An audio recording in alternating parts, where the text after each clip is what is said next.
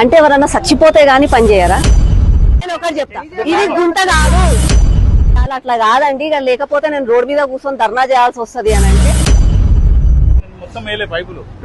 అవును, సగంలో వదిలేశారు. తెలుసా? తెలుసు, చెప్పాను కదండి. ఇంట్లో ఇంజనీరింగ్ అట్లా చేసిండ్రు వాళ్ళు, ఓపెన్ ల్యాండ్ లోకి వదిలేసి.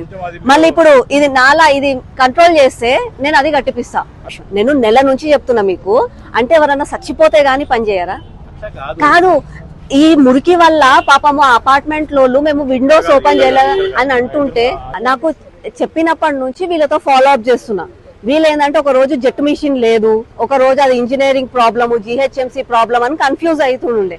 అందుకని ఇక ఇవాళ అట్లా కాదండి, ఇక లేకపోతే నేను రోడ్ మీద కూర్చొని ధర్నా చేయాల్సి వస్తుంది అని అంటే డీజీఎం గారు, మన మేనేజర్ గారు, తను ఎస్టీఓ జేటీఓ గారు, ఇక వీళ్ళందరినీ అట్లాగే ఇంజనీరింగ్ డిపార్ట్మెంట్, ఇక ఎందుకు వాళ్ళు వీళ్ళు అని కాకుండా అందరూ కలిస్తేనే అయిపోతుంది అని అంటే తీసుకొచ్చాను.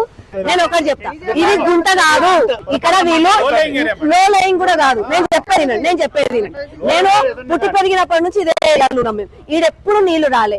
ఎవరో ఇంజనీరింగ్ స్కిల్ ఏం చేసిందంటే ఏడనో నీళ్లు ఈడికెళ్ళి పంపిస్తా అని చెప్పి పంపించింది, అదొక మిస్టేక్. ఇంకొకటి ఏం చేసిండ్రు, మీరు అన్నట్టు డిజైన్ ప్రాపర్ గా చేయలే, అదొక మిస్టేక్. ఇంకొక మిస్టేక్ ఏంటంటే సిఆర్ఎంపీ రోడ్ల మీద రోడ్లు వేసుకుంటూ పోయిండ్రు. మళ్ళీ ఇది లో లయింగ్ అయ్యింది. ఇది లో లయింగ్ కాదు, ఇది మిస్టేక్ అయ్యింది. అది లో లయింగ్ అయితే కాదండి. మేము ఇన్ని రోజుల నుంచి ఉన్నాం ఇక్కడ, ఎప్పుడు సరూర్ నగర్ లో ఈ ఏరియాలో నీళ్ళు ఆగవు, కలుపుకుంటూ పోయింది వాళ్ళు. ఇట్స్ అన్ ఇంజనీరింగ్ ఫెయిల్యూర్ అండి. అదే కదా 2 రోజుల వల్ల ప్రశాంతి 2 days లో ఫినిషింగ్ ఇస్తా, ఓపెన్ చేసి చూపిస్తా. ఛానల్ ఒకసారి రమ్మని చెప్పారు.